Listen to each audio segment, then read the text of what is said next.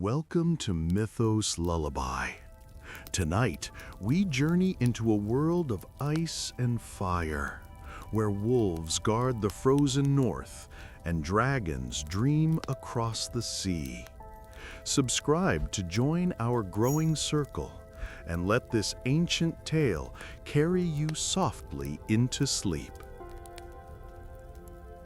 In a realm where snow meets fire, where the steps of humankind echo alongside the whispers of forgotten gods, a tale unfolds. It is a story of crowns and of thrones, of voices raised in ambition and of quiet hearts burdened with duty. A story where dragons awaken from stone and shadows gather in the endless night beyond the wall of the world. But this is not a tale of names. The names are dust, scattered by time. Instead, it is a story of symbols, of a son of the north, born in silence, carrying honor as his only shield, of a mother of dragons, last of a burning bloodline, dreaming of a throne across the sea, of a golden queen whose smile was as bright as her cruelty. It is the tale of wolves who never forget, of pale shadows that never forgive, and of a wall of ice built to hold back the cold truth of death itself. The saga is remembered not with the clash of steel or the roar of battle, but with the hush of distant winds and the crackling of fire at night. Here the tale is told as a dream, softly, guiding the listener from memory into sleep, like the sea singing an ancient lullaby.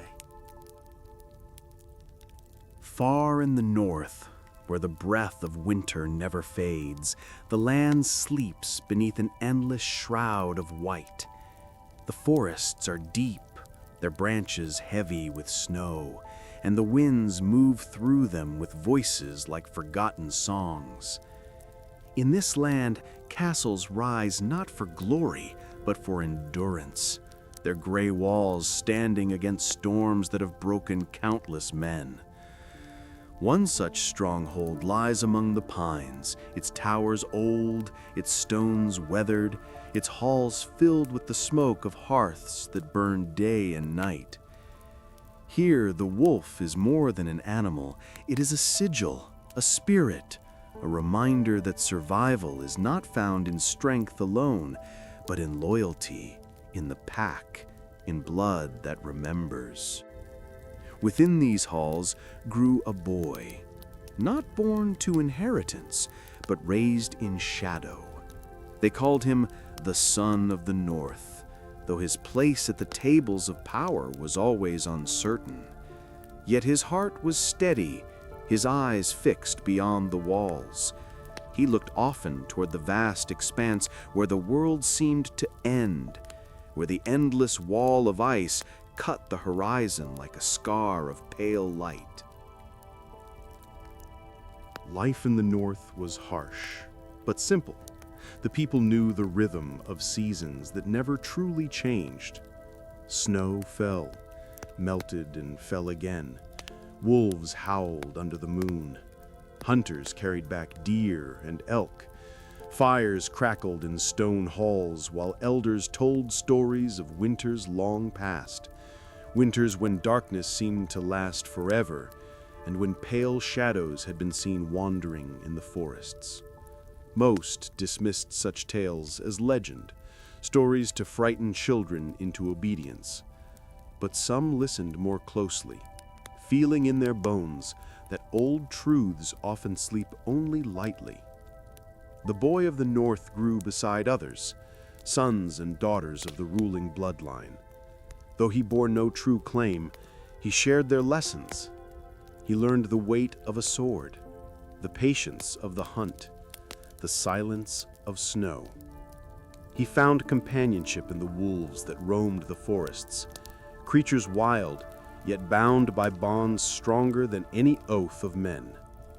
It was said that the wolves of the north carried part of the land's soul, and those who walked with them could never be truly lost.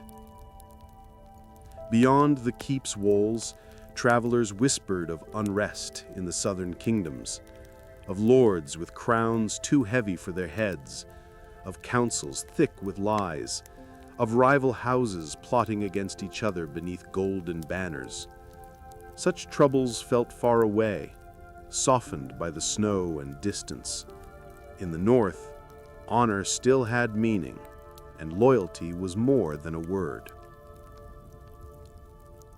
Beyond the forests of the north, past valleys where the snow lies untouched for centuries, there rises a wall like no other. It is not carved from stone, nor built by the hands of kings. It is a mountain of ice, stretching from one horizon to the other, so tall that the clouds often brush against its crown. This is the endless wall of ice, raised in ages long forgotten, a boundary between the realms of men and the mysteries that dwell in the farthest north.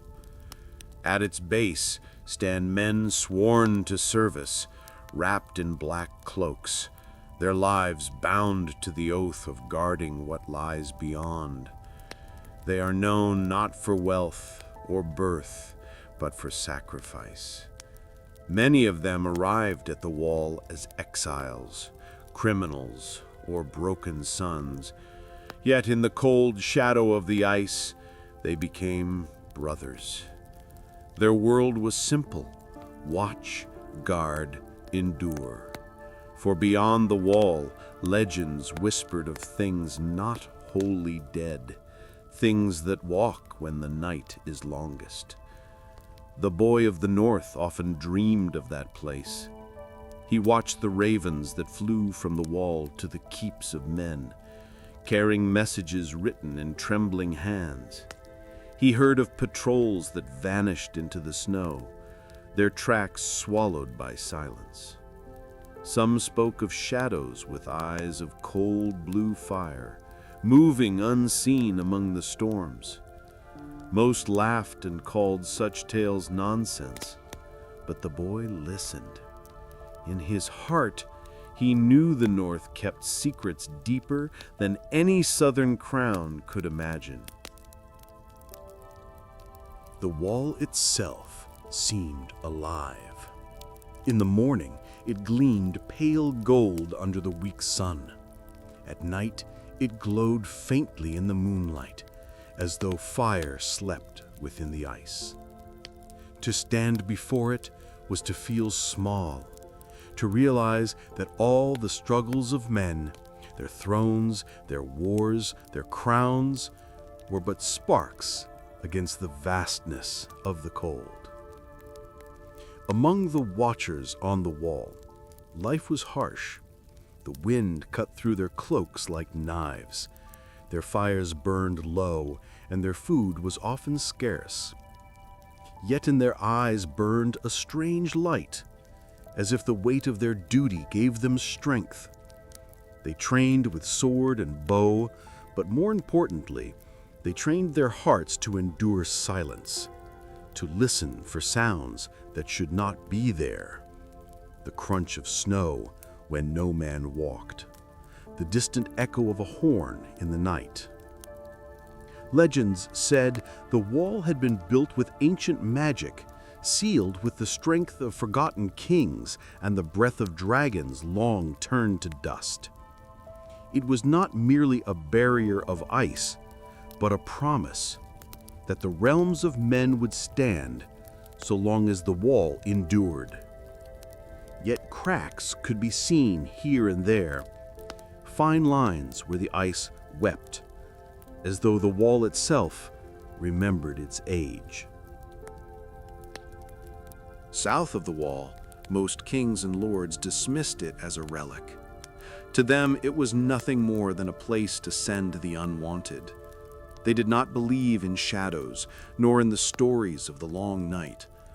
But in the north, where the cold whispers never ceased, belief was not so easily buried. The boy of the north would one day stand at that wall. He would hear its silence. He would feel the weight of the cold pressing against his chest, and he would understand that beyond those frozen heights, the world was not empty. It was waiting, and waiting is often more dangerous than war. Far to the south, where the air grows warmer and the sun falls heavy upon the sea, there lies the golden capital of the realm. Its walls shimmer in the light, built of pale stone that reflects the brilliance of day. From afar, the city seems like a crown resting upon the coast, proud, radiant, eternal. But within those walls, shadows twist as surely as sunlight glitters. The streets are alive with sound. Merchants cry out from their stalls, promising spices, silks, and treasures from distant lands. Children chase each other through crowded squares, while nobles pass in carriages adorned with banners and sigils of ancient houses. Bells ring from tall towers, their echoes weaving into the rhythm of the city. It is a place where the whole realm converges, soldiers with polished armor, scribes with ink-stained fingers, sailors who smell of salt and storms.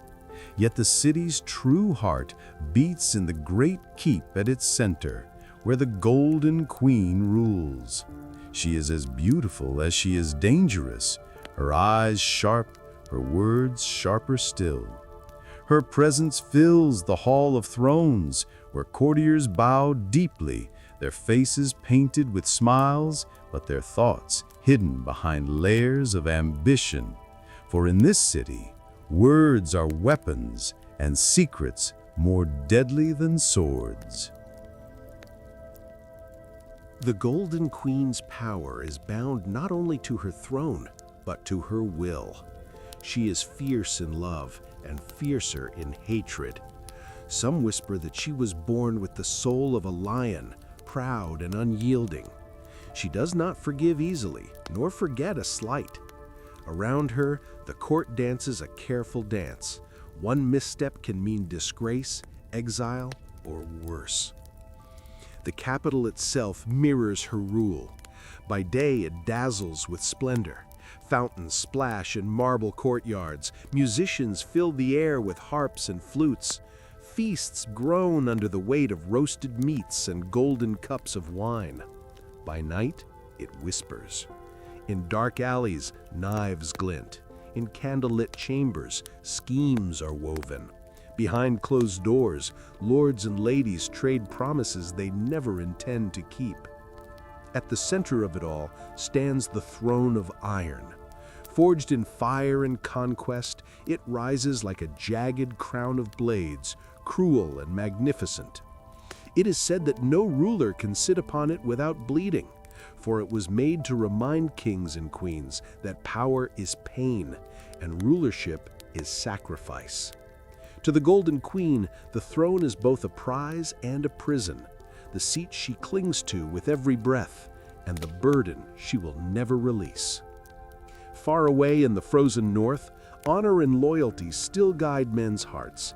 But here in the Golden Capital, those words are masks, worn only when convenient. Here, ambition decides who rises and who falls. Here, crowns are won not only with armies, but with whispers in the dark, with alliances sealed in shadows, with betrayals sweeter than honey. The Golden Queen gazes often from her balcony across the narrow sea. She knows that beyond the horizon, threats stir, rivals plot, a bloodline thought extinct may yet breathe. But within her city, she will allow no weakness. Her rule is iron, her resolve unbroken, and she will see flames consume the world before she lets her crown slip from her head. Across the narrow sea, Beyond coasts studded with old cities and markets that smell of spice and salt, walked the last embers of a fallen house. Their banners were gone, their halls dust, their line reduced to a rumor whispered in taverns and along caravan roads. Yet, blood remembers what parchment forgets, and in that blood lived a young woman the world would learn to call the Mother of Dragons. Her childhood was a corridor of borrowed rooms and quiet corners. She learned the weight of silence before she learned the weight of crowns.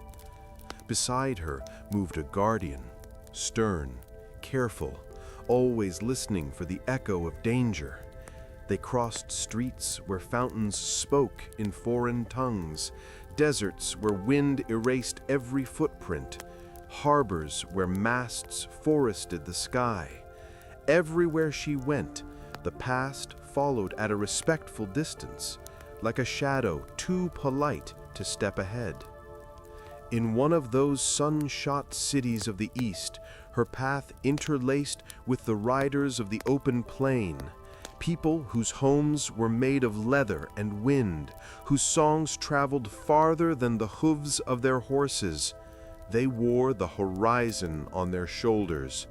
Their chief was a man whose voice did not need to rise to be obeyed, a storm contained in skin and bone. The girl of the fallen bloodline became his bride, not out of romance, as minstrels prefer to tell, but out of design and hope that alliances could stitch back a world torn in two. The marriage brought her sky where she had only known ceilings. Nights on the grass stretched like silk. Dawn came on in colors the cities had never offered. She learned how fire is fed, how meat reads the language of coals, how to ride until her breath forgot it had ever feared. The riders taught her to listen to the ground with the soles of her feet, to read the wind as if it were a letter from a friend. In return, she taught herself to be more than a passenger in her own life. At a feast held beneath the open stars, 3 gifts came to her wrapped in ceremony older than the tents that ringed the fire. 3 stones, heavy and cold, colored like night, ash, and old wine. They were said to be fossils of a time when the world was nearer to its beginning, when wings beat shadows over mountain lakes. The stones drank light and returned none. Guests admired, nodded, and forgot. She did not forget. She placed them where dawn could find them, and sometimes, when no one watched, she held them close and imagined a warmth that was not there. Seasons turned, the plain turned with them. A life began inside her. An empire's map began inside the men who circled her husband with advice braided from pride and hunger. The riders won victories they had expected to win. They bled in places they had not planned to. In the shifting of fortune's sand, her husband was wounded, not fatally at first, but as with many wounds, the edge of the visible was not the end of the damage. A whisperer promised a cure purchased with the coin of forbidden arts. The cure came like a tide going out and not returning. The storm in skin and bone became a quiet that would not wake. Grief makes some people smaller. It made her vast. She gathered fuel for a pyre that would honor what had been great, arranged it with the care of a gardener who knows the shape a tree wants to be even when it is still a sapling. The world came to watch. Riders, traders, the curious, the cruel. She brought forth the 3 stones and set them among the wood, not as decoration, but as guests returned to their proper room. Night fell gently, as if unwilling to make something so final feel abrupt. The pyre was lit. Flames learned her husband's name and sang it until the syllables curled into sparks and rose. Heat pressed close. In that heat, the girl of fallen blood stepped forward and did not step back. Fire flowered around her like a meadow out of season. Smoke climbed into scriptures no priest could read. Onlookers covered faces with their sleeves and waited for endings.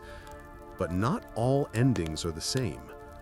When the embers cooled and ash folded into itself, she stood in the first light of a new dawn with 3 small lives clinging to her, creatures with coal-bright eyes and wings like the pages of an old book edged in flame.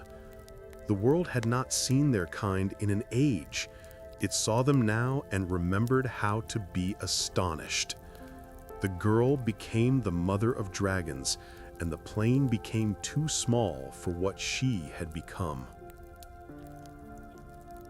From that hour, her road bent towards cities whose gates had forgotten how to open for mercy. Markets where flesh was weighed like barley learned a different arithmetic. She moved with a small court of the faithful and the curious, a knight whose honor had been exiled with him, a hand quick with knives and quicker with counsel, advisors whose loyalties were tested in the kiln of her purpose.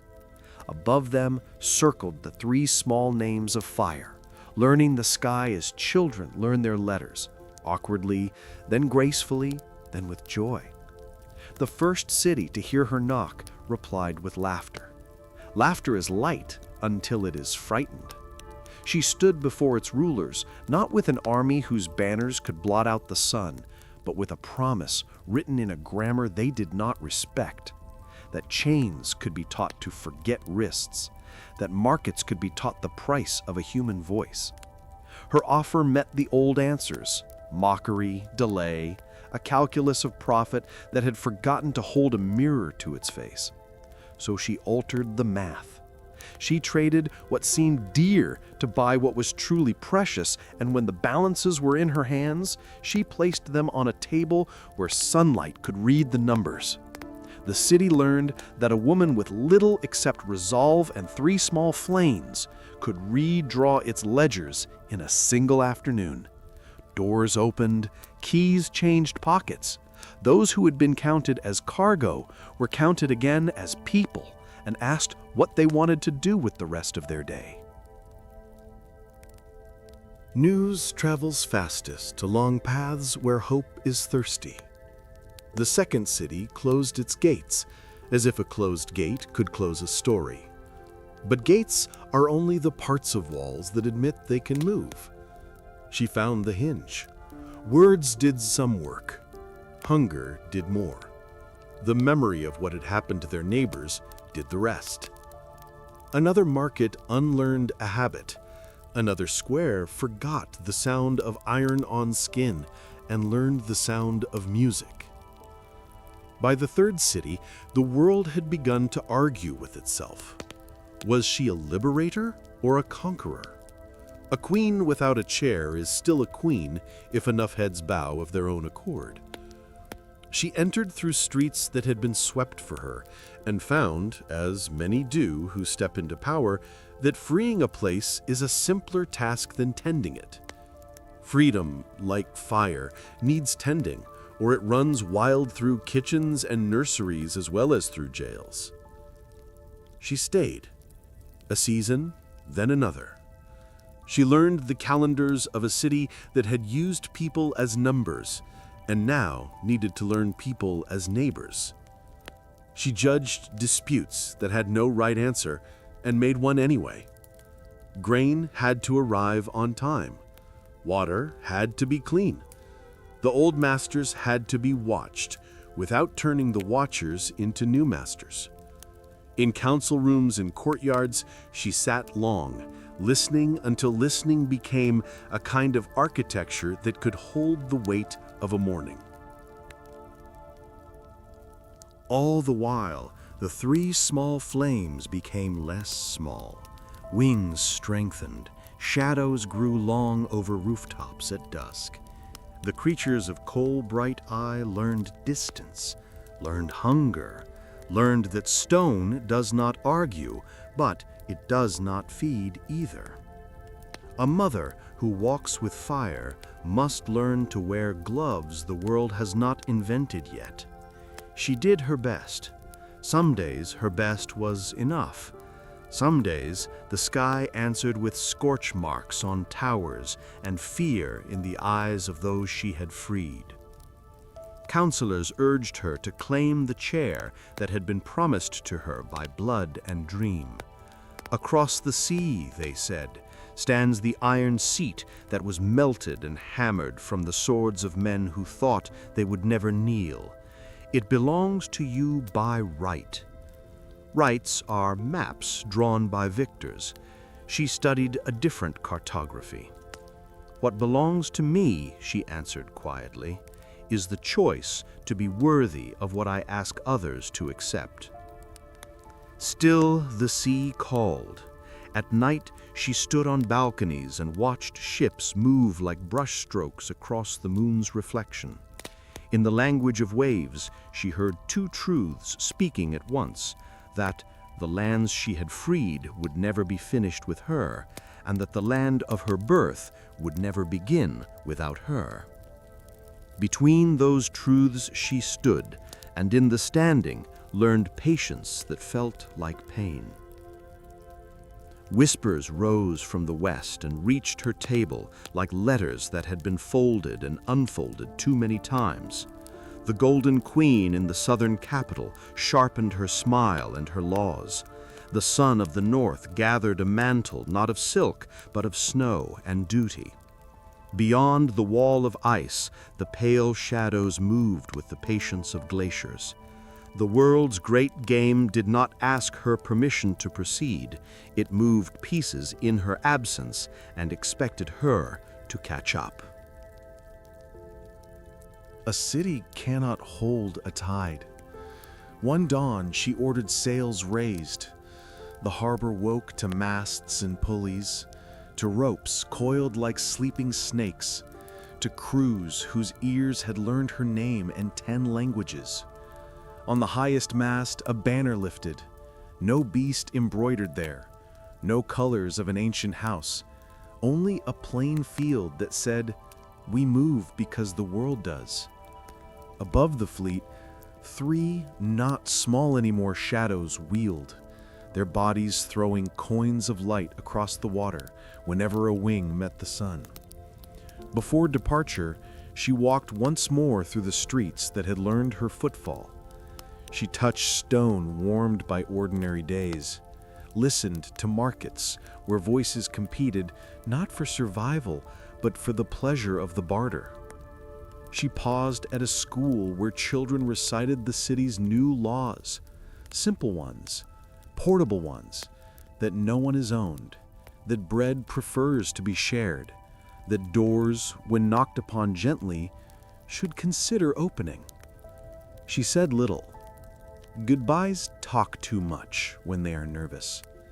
Instead, she looked and let the looking be a promise.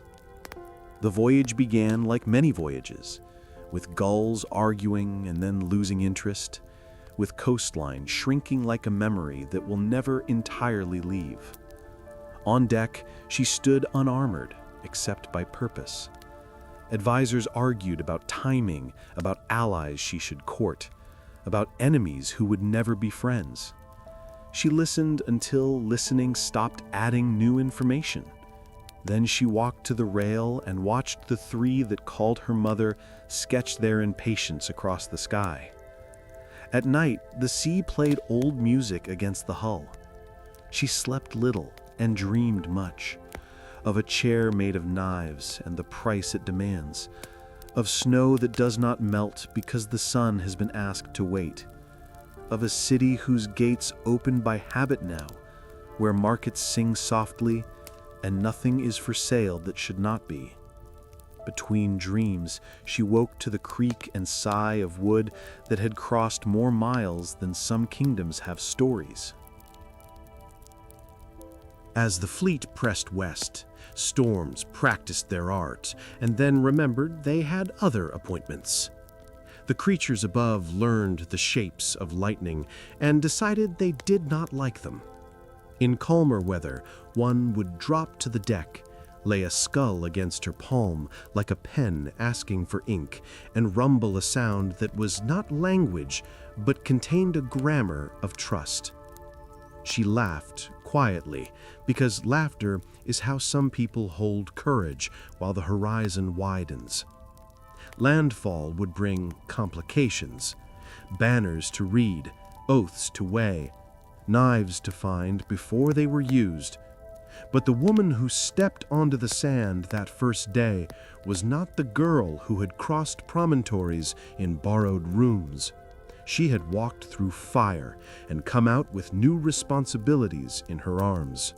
She had corrected markets, redirected rivers of habit, learned that mercy must hold a leash and that justice must keep its hands clean if it can. She had felt grief and not let it choose her map. Across the sea, in halls bright as coin and dark as motive, a queen sat with a smile that did not reach her eyes. In the north, a young man looked at the sky and measured winter with his breath. Along the spine of the world, a wall of ice remembered ancient promises and wondered whether men still remembered theirs. And offshore, in the quiet between waves, a fleet arranged itself behind a woman who had 3 shadows for heralds and a name the world had made for her: Mother of Dragons. The path ahead would not be paved. It would be braided, from snow and ash, from counsel and command, from love that refuses and love that yields. But for the first time since a house fell in fire and a child slept in borrowed corners, the line of the exiled no longer ran away from home. It ran toward it, steady, deliberate, like a tide returning to a shore that has waited too long without complaint. The realm was never meant to wear one crown. It was a land of many banners, many songs, and many oaths sworn in the names of ancestors whose bones still lay beneath ancient stones.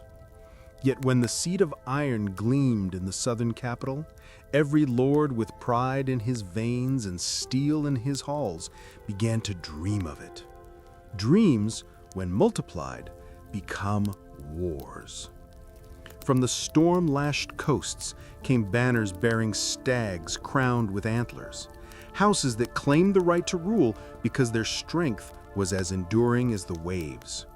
From the valleys of the riverlands, where towers rose like watchful trees, came lords who promised loyalty to one crown only until a brighter one appeared.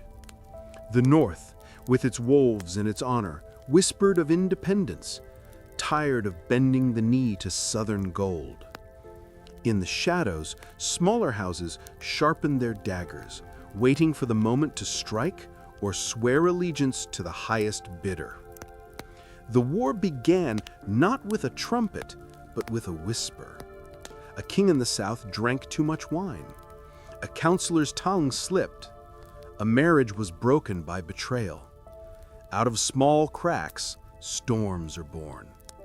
Before the year was out, armies moved like rivers across the land.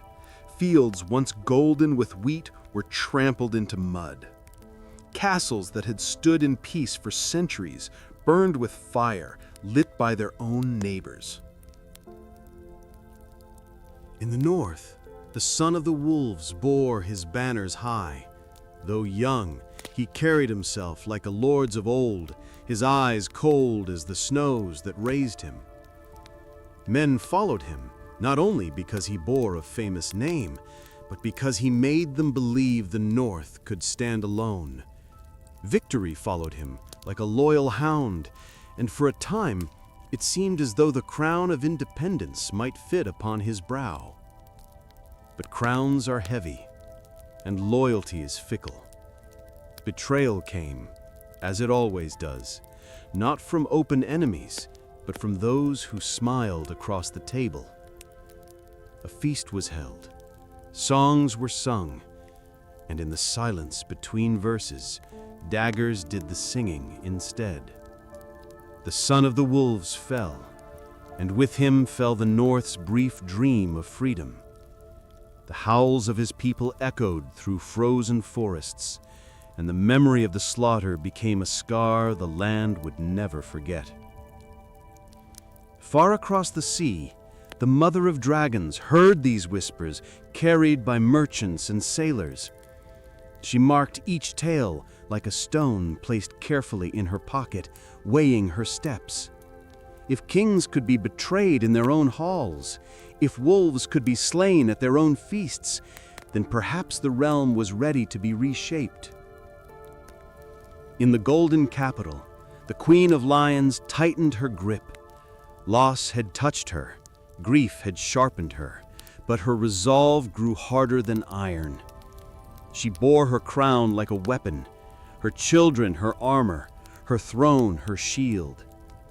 She watched as armies rose and fell, as kings were crowned one season and forgotten the next, and she whispered to herself that only lions survive when the forest burns. The War of Crowns raged across valleys and hills, a storm with too many centers. Lords who sought glory found graves. Villages that once sang of harvest now whispered only of hunger. And still, the iron seat remained, jagged and unyielding, awaiting the one who could endure both fire and shadow. The realm bled. Rivers ran redder than their autumn leaves. But in every story, whether whispered in taverns or sung in tents, three names always returned: the wolf who had fallen, the queen who would not bend, and the mother whose dragons had begun to breathe.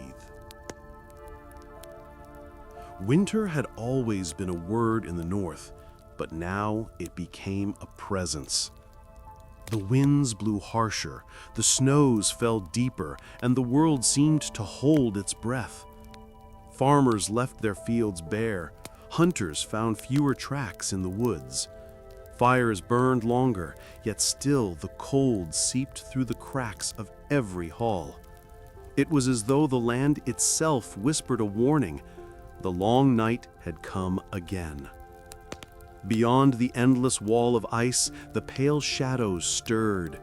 They had walked the world before, in ages when men still huddled around the first fires, and they returned now with patience that only death can afford.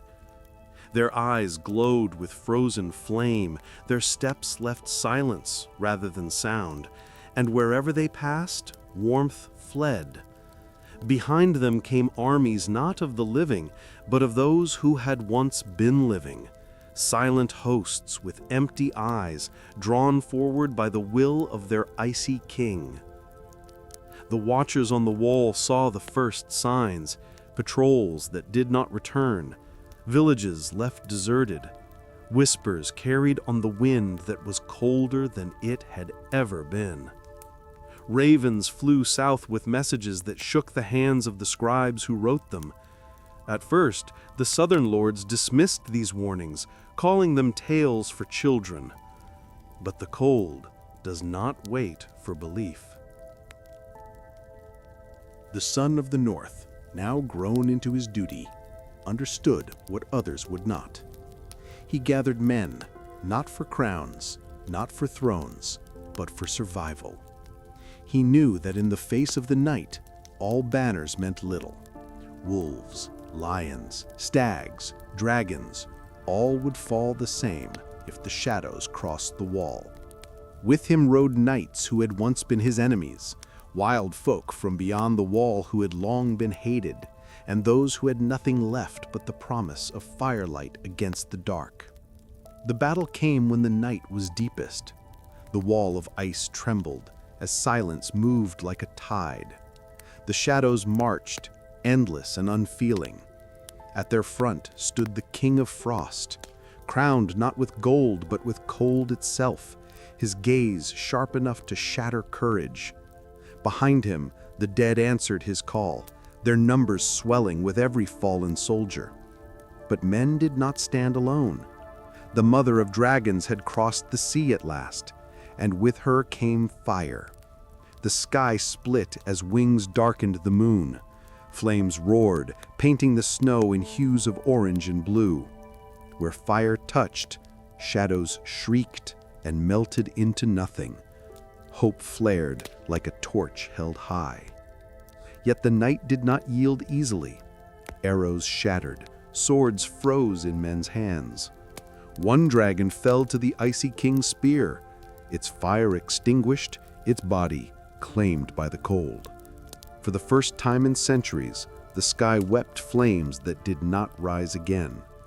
Still, the fight raged, desperate and unending. The Son of the North faced the Frost King in silence. Their eyes met across the chaos, one filled with mortal resolve, the other with eternal emptiness. Around them, fire clashed with ice, wolves with shadows, steel with silence. It seemed as though the night itself would never end. But stories have moments when the impossible bends. A blade of steel, forged in secret fire, met the cold heart of the Shadow's king. The silence cracked, the frost shattered, and with it, the army of the dead dissolved like mist under the morning sun. The night, long as it was, broke. Dawn came pale and thin, but it came. Men fell to their knees, not in victory, but in exhaustion. The wolves howled again, not in grief, but in remembrance. The mother of dragons stood beside the Son of the North, her gaze as fierce as her fire. Together, they had turned the tide, yet both knew shadows may be broken, but ambition is harder to kill. The long night had ended, but the game of crowns had only grown fiercer. The long night had ended, but peace did not follow. For while shadows of frost had been scattered, the hunger for crowns still burned in the hearts of the living. The realm lay shattered, villages in ruin, fields barren, armies broken. Yet from the ashes of survival rose a question sharper than any sword. Who now would rule? The mother of dragons had crossed fire and sea, freed cities and broken chains. She had brought flame against the night and turned despair into dawn. To many, she was hope itself, the queen promised by destiny. With her dragons circling above and her armies marching below, she set her eyes on the golden capital, the seat that had denied her bloodline for so long. The Golden Queen still sat upon that throne, her crown clutched with desperate pride. She had lost much, family, allies, and the trust of her people. Yet her resolve hardened into steel. From her high balcony, she gazed upon the city she had claimed, whispering that no flame, no matter how fierce, would take it from her grasp. The armies gathered. The sky filled with the roar of wings. Bells rang across the capital, calling people to shelter, calling soldiers to arms. And then the heavens themselves opened.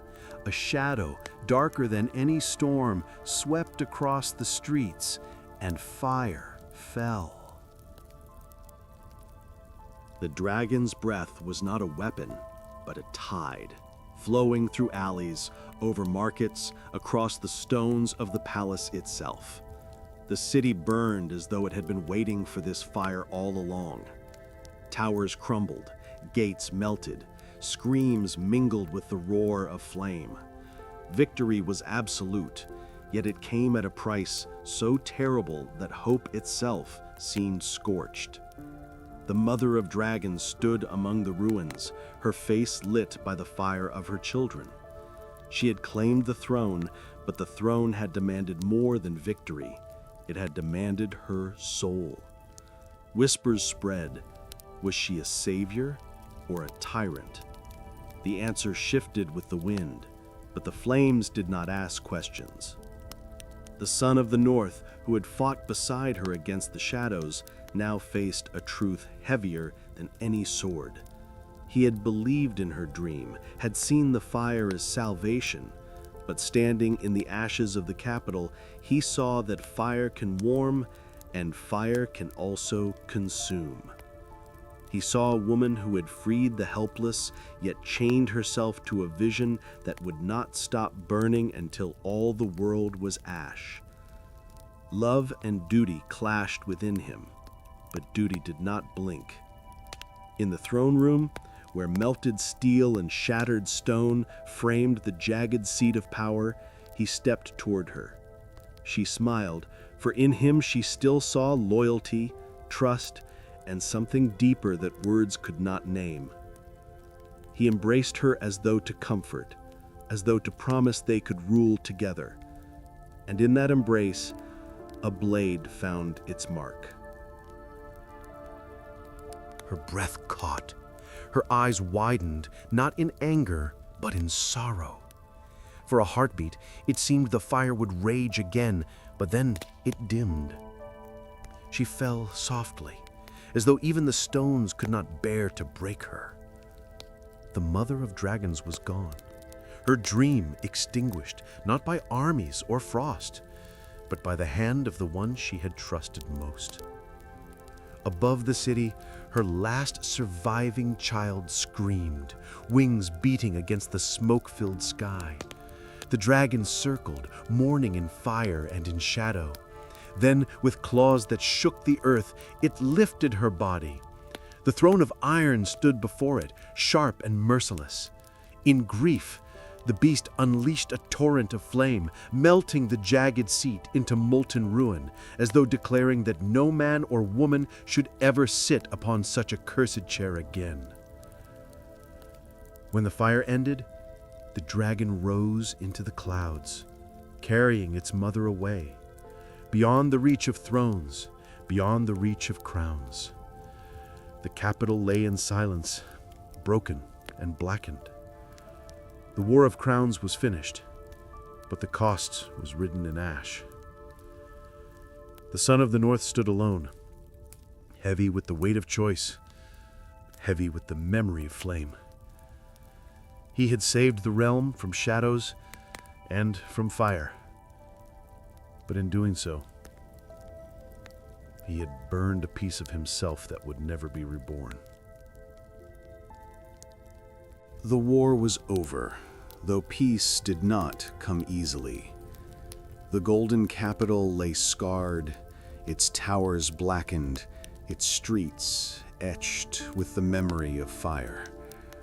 The throne of iron was gone, melted into a river of steel by the fury of a dragon's grief.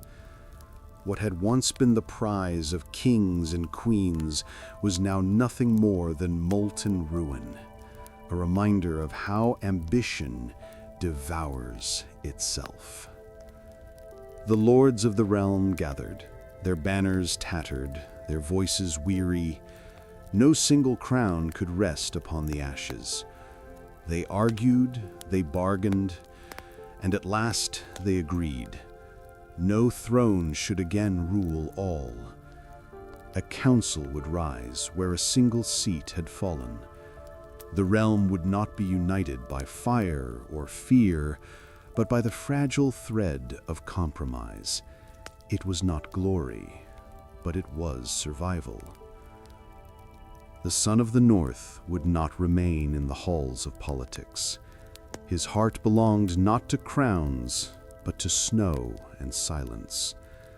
For the act that ended the mother of dragons left him with a wound no maester could heal. Love and duty had warred within him, and duty had won. but the victory tasted only of sorrow. He laid aside all claim, all titles, and turned his steps once more to the endless wall of ice. Beyond it waited forests untouched by kingdoms, mountains where wolves still roamed, and a freedom unchained from thrones. There, among the quiet, he sought a different kind of peace. The Golden Queen was no more, consumed in the flames she had befied.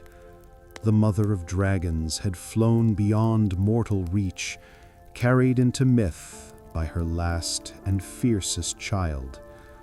The lords who remained rebuilt what they could, each corner of the realm stitching itself back together with patience and pain. Fields sprouted again, markets reopened, and the songs of children slowly replaced the echoes of war. And yet the story did not end with silence. Around firesides, in inns and villages, in castles and camps, the tale was told and retold.